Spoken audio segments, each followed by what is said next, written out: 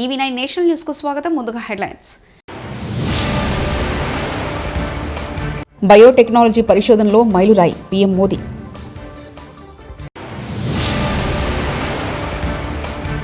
తిరుమల శ్రీవారి సేవలో సినీ రాజకీయ ప్రముఖులు.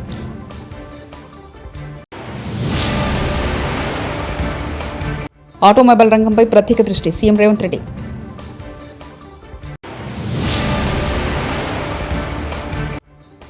ఆంధ్రప్రదేశ్ నిర్మాణ రంగం అభివృద్ధిపై దృష్టి సారించామన్న సీఎం చంద్రబాబు. భారత ప్రధాని నరేంద్ర మోదీ 10,000 మంది భారతీయుల జన్యుక్రమణ విశ్లేషణ జీనోమ్ సీక్వెనింగ్ సమాచారాన్ని గురువారం విడుదల చేశారు. జీనోమ్ ఇండియా డేటాలోని సమాచారం విడుదల బయోటెక్నాలజీ పరిషత్లో ఓ మైలురాయని పేర్కొన్నారు. డిపార్ట్మెంట్ ఆఫ్ బయోటెక్నాలజీ ఆధ్వర్యంలో జరిగిన జినోమిక్ కాన్క్లేవ్లో వర్చువల్గా పాల్గొన్న మోదీ ఈ సమాచారాన్ని విడుదల చేశారు. ఇండియన్ బయోలాజికల్ డేటా సెంటర్ ఐబీడీసీ అధీనంలో ఉండే సమాచారాన్ని పరిశోధనా సంస్థల అనుమతిలో వినియోగించుకోవచ్చు. అయితే ఈ కార్యక్రమానికి వీడియో సందేశం పంపిన మోదీ ఐఐటీలు, council of scientific and industrial research, biotechnology research and innovation centre వంటి 20 ప్రఖ్యాత సంస్థల కృషి వల్ల ఈ సమాచార సేకరణ జరిగిందని తెలిపారు. జన్యుపరమైన వ్యాధులు, అంటువ్యాధుల చికిత్సకు, అధునాతన వైద్య విధానాల రూపకల్పనకు, వివిధ వర్గాలకు చెందిన ప్రజల జీవన విధానాలు, అలవాట్ల అధ్యయనానికి ఈ జీనోమ్ సీక్వెన్సింగ్ డేటా ఉపయోగపడుతుందని మోదీ పేర్కొన్నారు. సిఐఐ జాతీయ కౌన్సిలింగ్ సమావేశం శుక్రవారం హైదరాబాద్లో నిర్వహించారు. ఈ సమావేశానికి ముఖ్యమంత్రి రేవంత్ రెడ్డి ముఖ్య అతిథిగా పాల్గొన్నారు. ఈ సందర్భంగా సిఐఐ ప్రతినిధులతో ముఖ్యమంత్రి ముఖాముఖి కార్యక్రమం నిర్వహించారు. హైదరాబాద్ను కాలుష్యరహిత నగరంగా మార్చేందుకు ప్రయత్నిస్తామని, చంద్రమండలానికి వెళ్తున్నాం కానీ భూమిపైన ఎలా ఉండాలో మాత్రం తెలుసుకోలేకపోతున్నామన్నారు. కాలుష్యకారక వాహనాలను ఔటర్ రింగ్ రోడ్ అవతలికి తరలిస్తున్నామన్నారు. తెలంగాణ స్వయం సహాయక సంఘాల్లో 67 లక్షల మంది మహిళలు సభ్యులుగా ఉన్నారని, ప్రభుత్వ కార్యాలయాల్లో స్వయం సహాయక మహిళా సంఘాలతో క్యాంటీన్ ఏర్పాటు చేయించామన్నారు. మహిళా సంఘాలతో సోలార్ పవర్ స్టేషన్ ఏర్పాటు చేస్తామన్నారు. And we have increased to 200% for cosmetic charges. All these to improve their education, their living life, and entrepreneur things. So now we are more focusing on women. My target is 1 crore. 1 crore కోటి మంది మహిళల్ని కోటీశ్వర్లను చేయడం. So 1 crore women, we wanted to make sure they're crorepati. So for a crore, this is what our target. Next 4 years I am going to implement this scheme for women empowerment in rural. Urban anyway they have their own they have their own exposure, but rural nook and corner of Telangana where tribes are there, remote areas are there, we are more focusing on rural women. Thank you. Dinesh? Thank you, Honorable Chief Minister. I think we are very much inspired by your vision and the speed of implementation. I think I wanted to cover the logistics sector and the supply chain side. As you know, there is now a lot of push of creating India as a hub for storing of spare parts and supplies to nearby countries. I think Telangana can take the lead in terms of adding and providing warehousing infrastructure and supporting that. I know you have been working separately on the logistics policy for warehousing, but this can be a special thrust which we can look at for creating this as a global storage hub for the world. The second point is you mentioned about sustainability transition. I think the biggest challenge these one vehicle, two vehicle operators face is the cost of the transition. So if the large supply chain companies can work in conjunction with the government and both finance and give them business so that they... BJP అధికారంలో ఉంటే రిజర్వేషన్లు ఉండవని AP Congress అధ్యక్షులు YS Sharmila ఆరోపించారు. BJP అధికారంలో ఉంటే రాజ్యాంగాన్ని మారుస్తారని మండిపడ్డారు. అంబేద్కర్ కోసం కాంగ్రెస్ నేతలు మాట్లాడితే బీజేపీ నేతలు తట్టుకోలేకపోతున్నారన్నారు. ఇవాళ శుక్రవారం విశాఖపట్నంలోని వైఎస్ షర్మిల పర్యటించారు. ఈ సందర్భంగా షర్మిల మీడియాతో మాట్లాడారు. పార్లమెంట్లో కేంద్ర హోంమంత్రి అమిత్ షా అంబేద్కర్ను అవమానించారని మండిపడ్డారు. ఇందుకు సంబంధించిన వీడియోను మీడియాకు వైఎస్ షర్మిల చూపించారు. అంటే దానికి కారణం అంబేద్కర్ గారు. మరి అలాంటి అంబేద్కర్ గారిని మీరు అవమానిస్తూ హేళన చేస్తూ నిండు సభలో పార్లమెంటులో ఇంత ఘోరంగా మాట్లాడుతుంటే సామాన్య ప్రజలు గమనిస్తున్నారని బీజేపీ పార్టీ గుర్తుపెట్టుకోవాలి. బీజేపీ పార్టీ ఇంత హేళన చేస్తుంటే రాష్ట్రానికి చెందిన అధికారంలో ఉన్న చంద్రబాబు గారి పార్టీ టీడీపీ కానీ జనసేన కానీ అంతకుముందు అధికారంలో ఉన్న వైసీపీ పార్టీ కానీ ఒక్కరైనా మాట్లాడారా అండి? ఒక్కరైనా గొంతెత్తారా? మన రాష్ట్రంలో దళితులు లేరా? మన రాష్ట్రంలో ఎస్సీలు లేరా? మన రాష్ట్రంలో బీసీలు లేరా? వాళ్ళు ఓట్లేస్తే కదా వీళ్ళు అధికారంలోకి వచ్చింది. అలాంటి రాజ్యాంగాన్ని మారుస్తామని, వాళ్ళ రిజర్వేషన్లు తీసేస్తామని అంబేద్కర్ గారిని హేళన చేస్తూ నిండు సభలో హోంమంత్రిగా ఉన్న వ్యక్తే మాట్లాడుతున్నా ఒక్క మాట కూడా మాట్లాడలేదు మన ఎంపీలు, అటు లోక్సభలో అయినా అటు రాజ్యసభలోనైనా. మరి ఇది అన్యాయం కాకపోతే ఏమిటి అని అడుగుతున్నాం. మోడీ గారు వెన్నుపోటు పొడిచాడు ఆంధ్ర రాష్ట్ర ప్రజలకు. ప్రత్యేక హోదా ఇస్తాము అని చెప్పి 10 సంవత్సరాలు ఇస్తామని మోడీ గారు స్వయంగా మాటిచ్చి ఆంధ్ర రాష్ట్ర ప్రజలను మోసం చేశారు. అలాంటి వాళ్ళను ఎత్తి పట్టుకున్నారు ఈరోజు. అలాంటి వాళ్ళతో పొత్తులు పెట్టుకున్నారు ఈరోజు టీడీపీ అయినా జనసేన అయినా. ఇది ఎక్కడి న్యాయం అని అడుగుతున్నాం. నిన్న మోడీ గారు వచ్చారు, ఇదే విశాఖపట్నానికి వచ్చారు. ఒక్క మాటైనా మాట్లాడారా అండి? ప్రత్యేక హోదా గురించి మాట్లాడారా, లేకపోతే విభజన హక్కుల్లో ఒక్క వాగ్దానమైనా నిలబెట్టుకుంటామని చెప్పారు? ఉత్తరాంధ్ర రాయలసీమకు స్పెషల్ ఎకనామిక్ ప్యాకేజు మన హక్కు. ఆంధ్రప్రదేశ్లో నిర్మాణ రంగ అభివృద్ధిపై దృష్టి సారిస్తామని ఆంధ్రప్రదేశ్ ముఖ్యమంత్రి నారా చంద్రబాబు నాయుడు స్పష్టం చేశారు. నిర్మాణ రంగంపై 34 లక్షల మంది ఆధారపడి ఉన్నారని తెలిపారు. ఉచిత ఇసుకతో నిర్మాణ రంగానికి ఊతం ఇచ్చామన్నారు. నిర్మాణ రంగం నిరంతరం జరిగే ప్రక్రియ అని సీఎం చంద్రబాబు నాయుడు అభివర్ణించారు.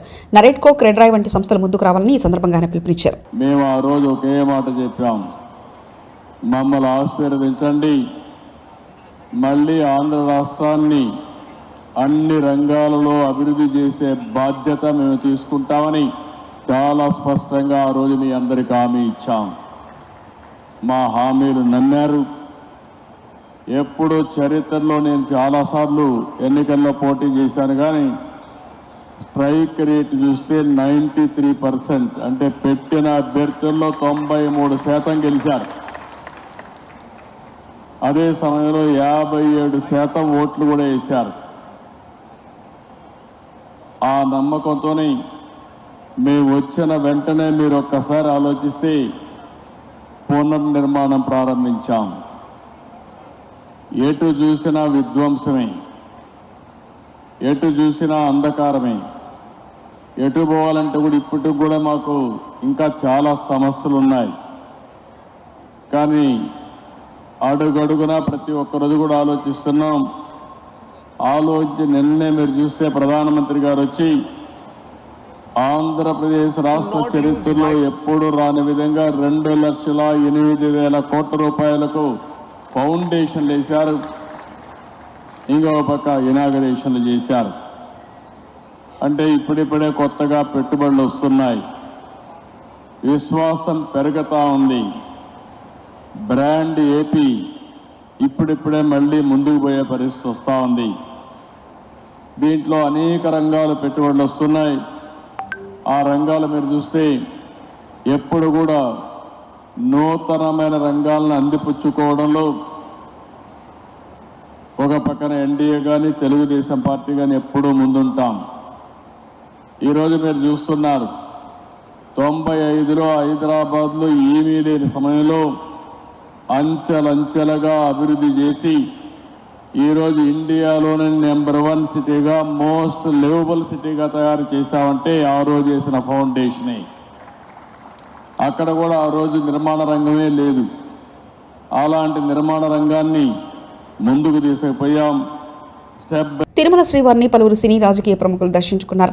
వైకుంఠ ఏకాదశి సందర్భంగా కేంద్ర మంత్రి రామ్మోహన్ నాయుడు, ఏపీ శాసనసభ speaker Ayyanna Patrudu, deputy speaker Raghuramakrishnaraju, మంత్రులు అనిత, సవిత, కొలుసు పార్థసారథి, నిమ్మల రామానాయుడు, తెలంగాణ డిప్యూటీ స్పీకర్ బట్టి విక్రమార్క, మంత్రి పొన్నం ప్రభాకర్, సినీ నటుడు రాజేంద్ర ప్రసాద్, బండ్ల గణేష్, బ్యాడ్మింటన్ కోచ్ పుల్లల గోపిచంద్ తదితరులు వెంకటేశ్వర స్వామిని దర్శించుకున్నారు.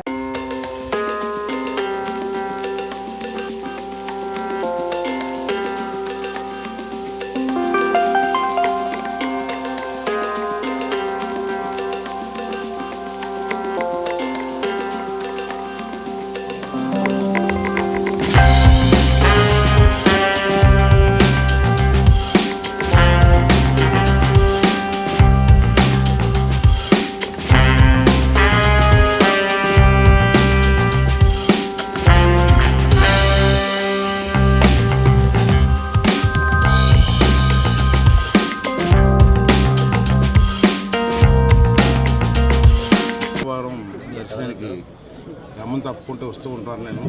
మరి ఈ సంవత్సరం కూడా ఆ భగవంతుని దయ వల్ల మరి కుటుంబ సమేతంగా వచ్చి మనవరాలతో వచ్చి స్వామివారి దర్శనం చేసుకునేటువంటి అవకాశం నాకు దొరకడం నిజంగా నేను చాలా అదృష్టవంతుడిగా భావిస్తున్నాను. ఆ స్వామివారి ఆశీస్సులు ఆంధ్ర రాష్ట్ర ప్రధానికానికి అలాగే రాష్ట్ర అభివృద్ధిలో మాకు శక్తిని యుక్తిని ఇచ్చి ప్రభుత్వానికి ముందుకు నడిపించి ఆంధ్ర రాష్ట్రాన్ని అగ్రరాజ్యంగా తీసుకెళ్ళడం కోసం ఆ స్వామివారి ఆశీస్సులు అందరికీ ఉండాలని, తెలుగువారి అందరికీ ఉండాలని చెప్పి మీ ద్వారా అందరికీ కూడా మనస్ఫూర్తి కోరుకున్నాను. ముక్కోటి సందర్భంగా పవిత్రమైనటువంటి ఈరోజు శ్రీ తిరుమల తిరుపతి వెంకటేశ్వర స్వామి వారిని దర్శించుకోవటం చాలా ఆనందంగా ఉంది. పవిత్రమైనటువంటి రోజు వారిని ఒకటే కోరుకున్నాం, 2 తెలుగు రాష్ట్రాల అభివృద్ధి బ్రహ్మాండంగా జరగాలని, అందరూ సుఖ సంతోషాలతో ఉండాలని, బాగా అభివృద్ధి చెందాలని, ఎటువంటి ఇబ్బందులు లేకుండా రాష్ట్రాలు నడవాలని చెప్పి శాంతి భద్రతతో కూడినటువంటి తెలుగు సమాజం పెద్ద ఎత్తున ఎక్కడున్నా అభివృద్ధి చెందాలని మనస్ఫూర్తిగా. తిరుమల శ్రీవారి వైకుంఠ ద్వార దర్శనాలను తిరుపతి దేవస్థానం ప్రారంభించింది. వైకుంఠ ఏకాదశి సందర్భంగా ఆలయాన్ని సర్వంగా సుందరంగా తీర్చిదిద్దారు. ప్రధాన ఆలయంతో పాటు తిరుమల అంతటా 14 టన్నుల పుష్పాలు, 1.5 టన్నుల కట్ ఫ్లవర్స్ తో తోరణాలు, పుష్పాలంకరణను తిరుమల తిరుపతి దేవస్థాన ఉద్యానవన శాఖ ఏర్పాటు చేసింది. ఆలయ సమీపంలోని వైకుంఠంలో మహాలక్ష్మి విష్ణు అవతారాల్లో ఏర్పాటు చేసిన నమూనా భక్తులను ఆకట్టుకుంటుంది. పలు రకాల పుష్పాలు, పండ్లతో ఏర్పాటు చేసిన వైకుంఠం నమూనా భక్తులను మంత్రముగ్ధుల్ని చేస్తుంది.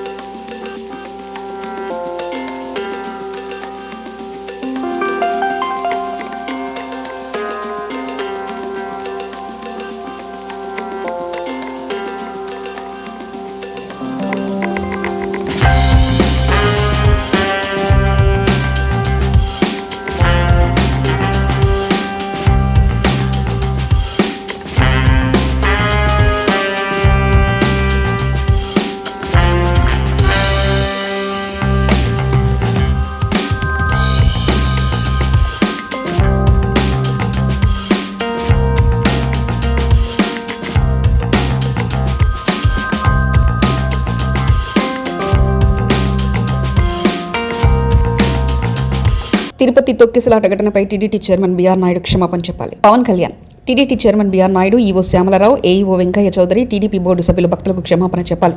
సారీ చెప్పడానికి నమోష్ ఎందుకు? అధికారులు తప్పు చేయడంలో ప్రజలు సంక్రాంతి సంబరాలు చేసుకోలేకపోతున్నారంటూ AP deputy CM Pawan Kalyan అన్నారు. కడవలు వెళ్ళి దేవుడు బయటికి తీసుకొచ్చాడు మమ్మల్ని అంటా ఉన్నారు. ఎంత పెద్ద మనసుతోటి సరిగ్గా చూసుకోలేదయ్యా మమ్మల్ని. కానీ ఏం చేస్తాం, మా కర్మ ఇలా కాలిందని, అది దేశం తాలూకు దౌర్భాగ్యం.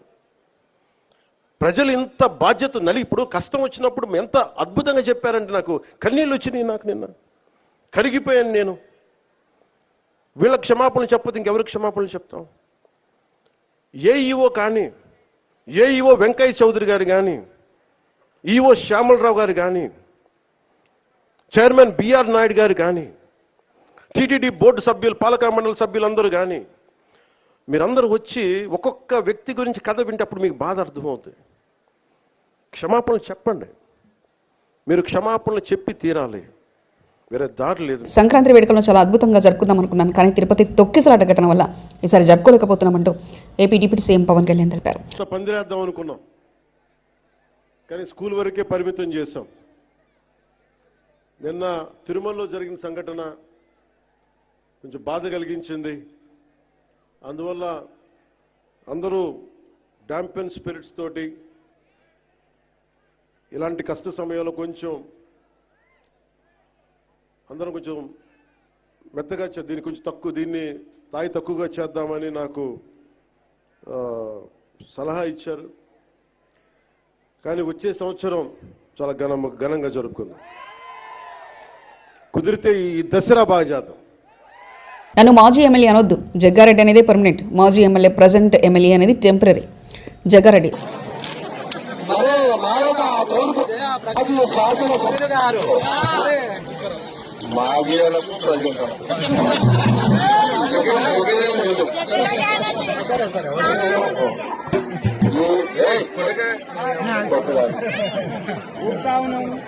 జగ్గారెడ్డి అనేది పర్మనెంట్.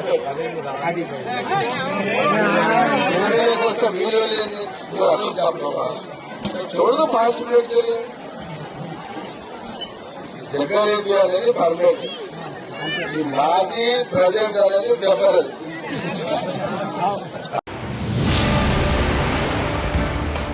బయోటెక్నాలజీ పరిశోధనలో మైలురాయి పీఎం మోదీ.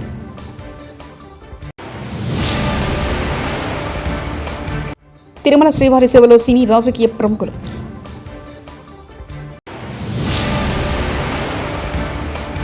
ఆటోమొబైల్ రంగంపై ప్రత్యేక దృష్టి సీఎం రేవంత్ రెడ్డి.